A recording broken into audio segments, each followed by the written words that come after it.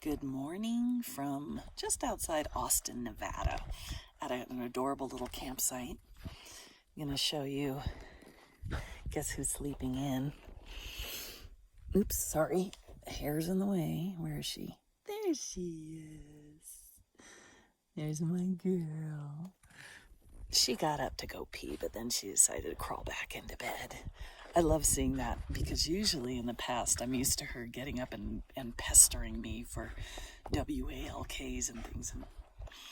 And there's my home,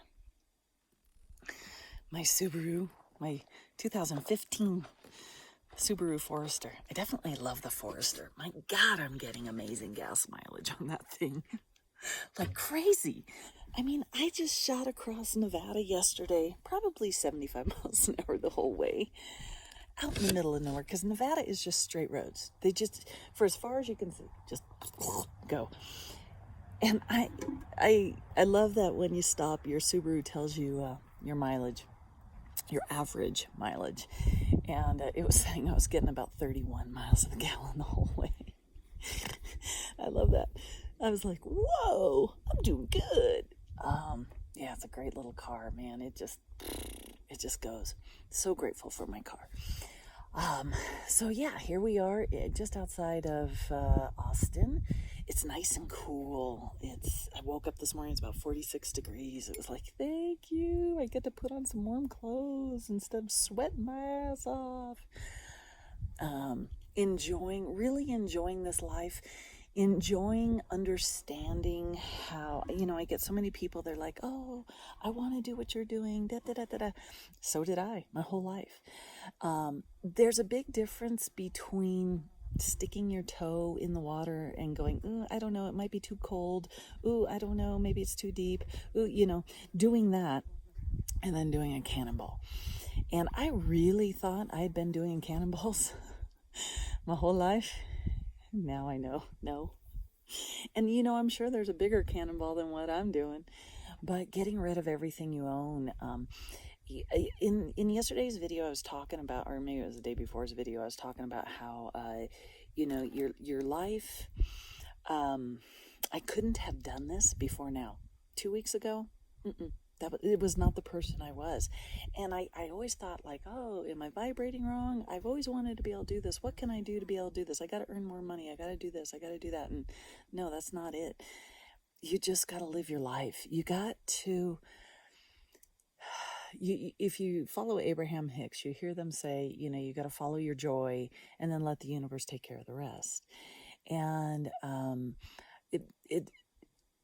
there's such a level of faith and trust in whatever your life is right now, and really finding the positive within every moment of your life.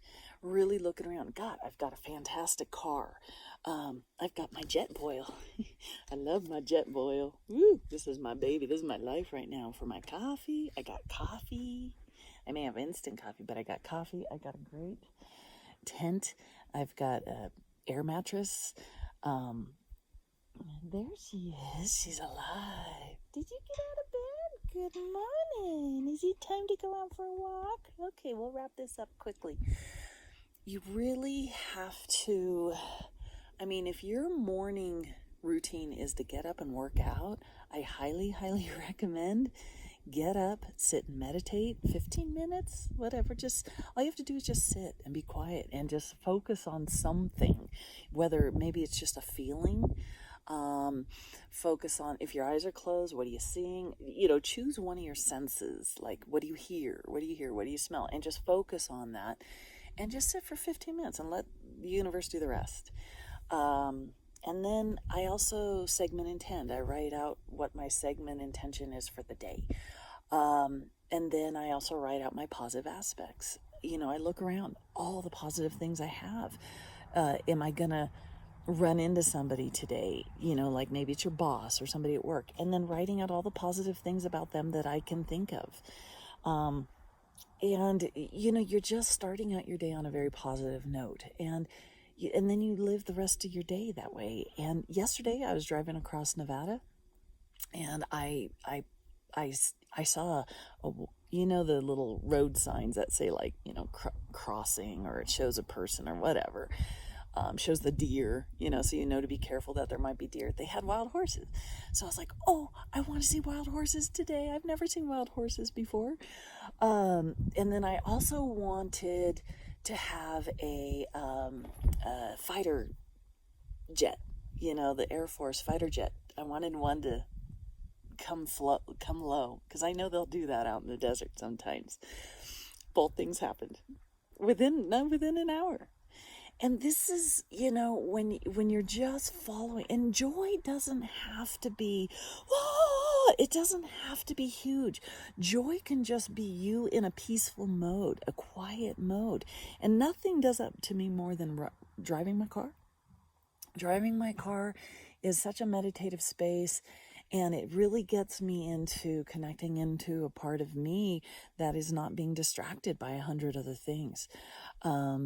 You know, right now, I don't even know what the hell's going on in the world, because I used to think, because I had no TV and I don't have newspaper, and I haven't for over 20 years, that I really didn't know what was going on in the world. But you truly don't know when you're doing this. You know, I'm just going from campground to campground. You really, you know, the people I'm meeting, they're not wearing masks. They're not talking about anything other than where they just came from or where they're heading to, and their journey. That's been one of the most wonderful things, is listening to people's stories of where they just came from and what beautiful things they saw. And oh my God, I'm just realizing right now just how wonderful I'm liking that. You know, that life is, you don't realize just how every moment, every in-breath and out-breath is a wondrous synchronistic event. And we look for the big synchronistic events, like the wild horses and the jet buzzing me and scaring the shit out of me while I was driving. That thing scared the crap out of me. But it was so cool. I couldn't see it though. You know, by the time you hear them, they're long gone. But I'm like, where'd it go? Where'd it go? It was so low. I swear he scraped the top of my car. I swear that was the first sound I heard. You know, we look for those kind of synchronistic events. But I start realizing that just making my coffee this morning was something so wonderfully synchronistic. That little action was leading to another one and another one, and how each one, they're like little crumbs on the most wonderful trail ever. And when you can get into a space of appreciation of that, you know, and again, you don't have to be like, oh, thank you, thank you, thank you. You know, you don't have to do that. You can just go, oh, I love my Jetboil. I love that I have this thing. It's so much fun. When I very first got my Jetboil, it used to scare the crap out of me to turn it on. Because, you know, you're turning on gas and then, you know, and now I'm like, yeah, whatever. It explodes, whatever. No, I'm just kidding. You know, and like the night before last night, I couldn't sleep for shit. I was up all night long. But every time I woke up, there was something wonderful happening. Like I had to pee, and I got up and I step outside, and oh my God, shooting stars and the most amazing sky I've ever seen. And that was in the Yosemite area, you know, you're high elevation, you're close to those stars. Or, you know, I was camping right next to a waterfall, and I'm just laying there listening to that sucker roar and just going, wow, this is my life. This is my life right now. I'm not going back to anything. This is my life. Each place I go to is my next moment of my life. And it's just like, it kind of blows you away. And last night, you know, here I am. You probably heard a truck going by a second ago. I am on, you know, a freeway out in the middle of nowhere, but it's so cool because I didn't realize that this was part of the old Pony Express route, the Highway 50. You get to see old Pony Express, you know, the ruins of the buildings and stuff. It's really cool. And then, you know, I just happened to drive by this campground, and I felt the impulse to turn and come in, and I did, and it was perfect. At first I was like, oh, it's going to be too hot, but it wasn't. I've got a nice shady spot. It's high desert, so it's nice and cool, and everything always is just amazing. I could easily be worried, but I'm not. Um, I can feel the invitation to allow the universe to really, really take care of things more than I ever have before. Uh, Everything I need flows to me. The minute I feel a little worry about something, I can immediately feel an invitation into an opposite mindset easily. Like, I know nobody's checking to see if we pay for these spots. We don't have to. It's $10, big deal. But, for me, there's this part of me that's going, well, nobody will know. I'll just keep that $10 to myself and put it in my game and in it.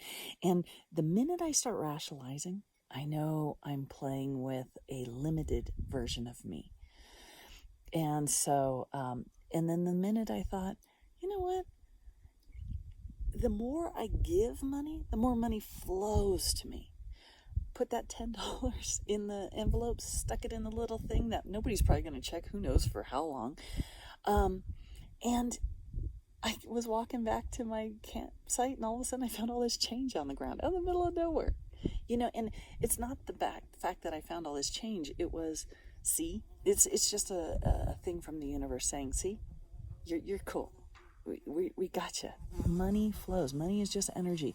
You let it go out, you let it come back in. When you're stuck in a worry of, oh, what am I going to do? That's you not taking the cannonball into the void, the unknown. Yeah, I don't know what's going to happen with money, but the minute I let that go and I got online, I see that somebody donated $100 to this little endeavor I'm on. Life, and I got a sponsorship. See, so things, it's just about the faith and the trust and the interactions. And if I was meant to be in a free campsite, I'd be in a free campsite, but I wasn't. I was meant to be in one where I could have this interaction, where I could pay $10 and feel perfectly fine. Just $10. What's big $10? If I was a billionaire, I wouldn't give a rat's ass about $10. I would be given $10 left and right. In fact, I'd probably pay for 3 nights here. And you have to step into that person to attract that reality to you. You have to constantly think, if I was a billionaire, would I care? If I was a billionaire, would I be choosing the cheapest gas? Or would I be putting in the most expensive gas because I want to take extra good care of my car? That's it. All right, ending on that. Have a great day.